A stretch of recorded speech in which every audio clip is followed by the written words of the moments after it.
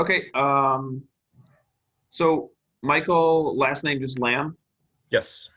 and so you know, uh, Luke sent me information kind of about this work that you've been doing, and so you have a connection with this. I guess it's called radio telescope. It's called, hmm and I guess talk a little bit about your background at RIT, and then how you got involved with the telescope. Sure. So I am a second year professor at RIT. So I just joined in 2019, and I've been an astronomer for many years. I've started using the telescope back in 2013 as a grad student. And so I've been in a radio astronomy since I've been a radio astronomer since in grad school. And I do work on dead stars called pulsars, and you observe them with these very, very large radio telescopes. Um, and so that's how I got my start in it. And I've been observing, well, since the telescope, from then, since to when the telescope shut down, Mhm. just a couple months back. So talk a little bit about this specific telescope. What makes it special, and then of course what happened to it. Sure. So it's right now it's the second largest radio telescope in the world. It's recently been surpassed in size, but it is still an extremely sensitive instrument. So it's 300 meters, 305 meters across. So you take three football fields and you can stick them across the diameter of the dish. Um, and it's been operational for 57 years. So it's very, very old, but still being upgraded. There's still lots of new technology development that's been going on there, which is kind of what makes part of this part of the whole situation sad. So it's really great for observing really, really, really faint objects. It can see very, very distant objects in the universe.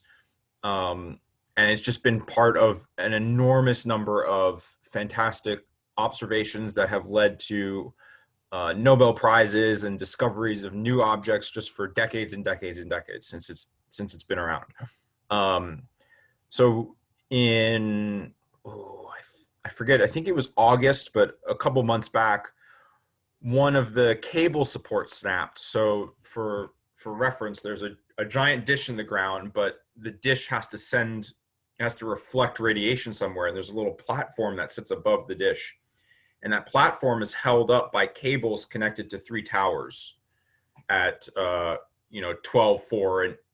hours, 4 hours, and eight hours on a clock. And one of those cables ripped out of the socket and smashed into the dish, and that was, of course, terrifying. Thankfully, nobody was hurt. Some of the dish was damaged, but the dish is so big that it's a huge hole. Somebody said it was like the size of two kind of houses, but the dish is so big that it's a tiny hole compared to the size of the dish.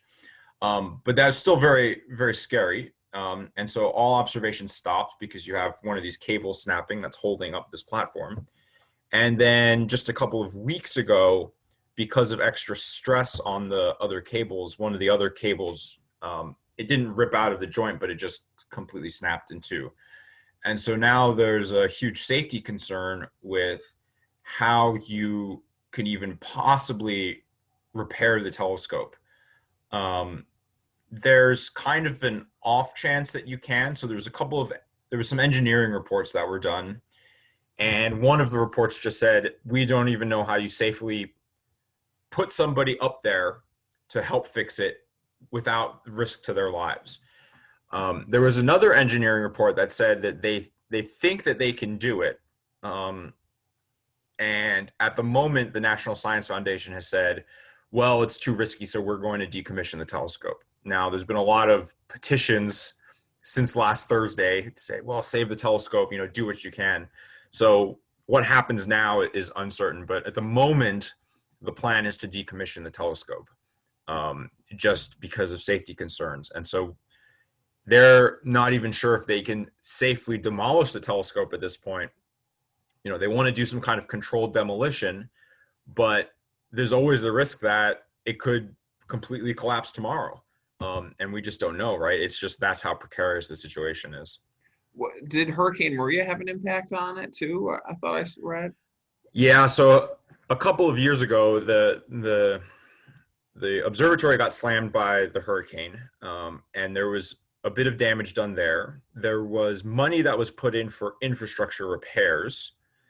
So I'm not sure if this cable was directly related to that or just, I don't think it was directly related to that. I think it was just related towards general infrastructure fatigue over many, many, many years. And they, even though money was put in for the hurricane repairs, they really needed more money to kind of help, right? It's a 57-year-old telescope. And so even if you build new cameras and instruments and you want to put those on there, you need to make sure that all of the cables and supports and all of that stuff is also in good shape. And I'm not sure of the exact details from that, but they definitely got hit hard by Maria for sure. Mm-hmm. And so you were able to use a lot of this data from the telescope, right? Talk about, I guess, the experiences of you using some of this data.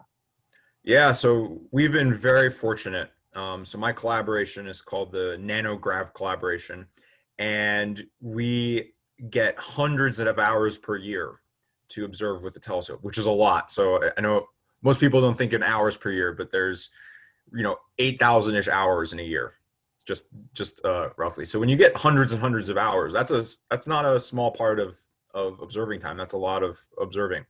And I also had my own projects that I did on the telescope as well. So I've got time to look at my own sources. And my project is a really long-term one. It's meant to last for decades and decades. And you kind of sit and you stare at lots of these different objects in the sky, these dead stars. They're called pulsars.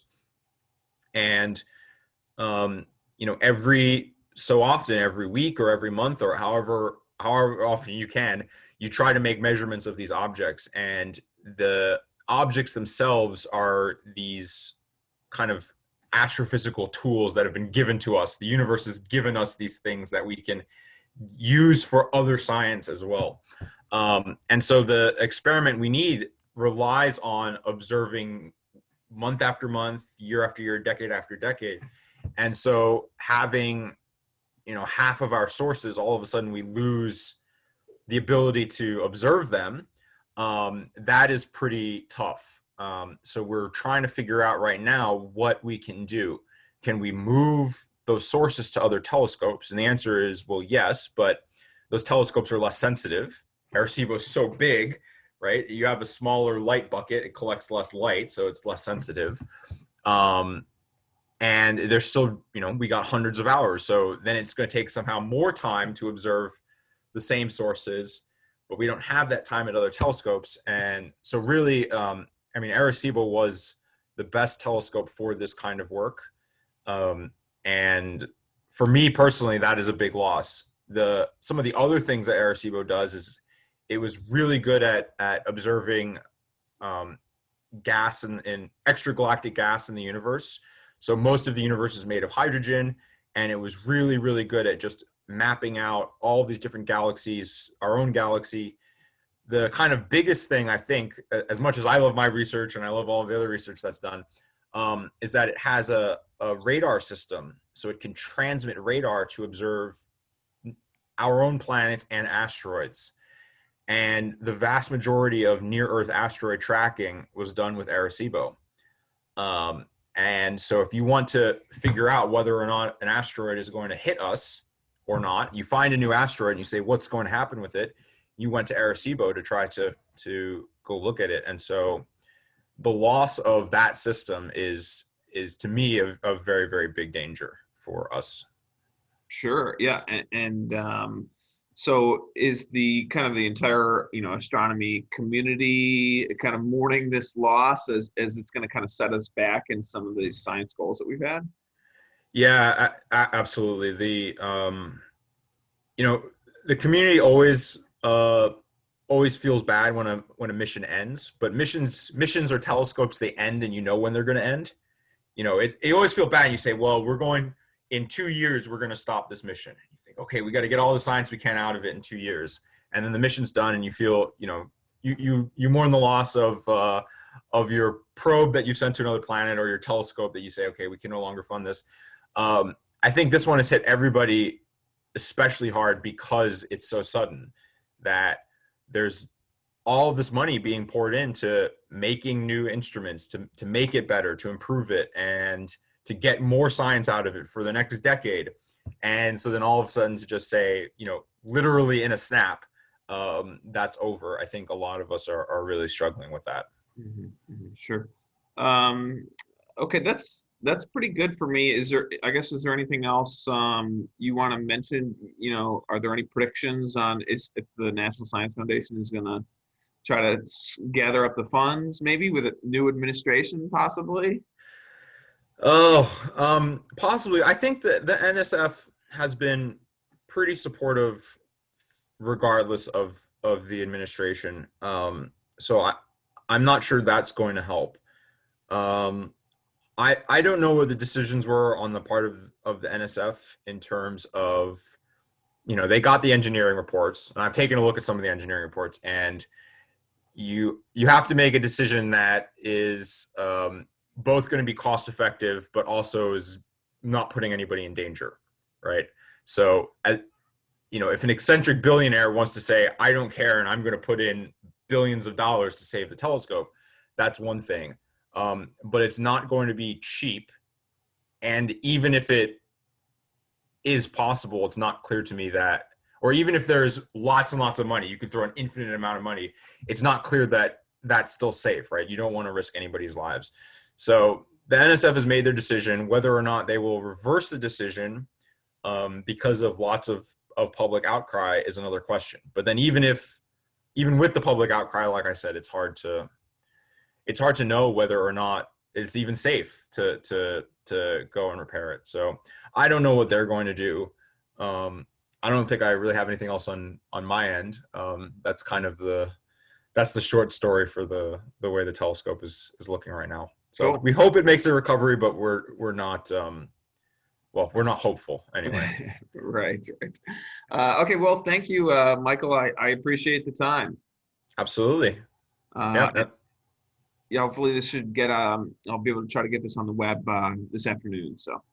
Sure thing. And if you have any other questions, just shoot me an email, and I'm happy to answer them. Yeah. How about maybe some images of the telescope, or I don't know if there's any YouTube videos that I could just use. Maybe if you could send those my way. I'll send you some links. Yeah, and you can grab from them. Perfect. All right. Thank you. I will talk to you soon. Have a good afternoon. All right. You too, and have a great Thanksgiving. Thanks.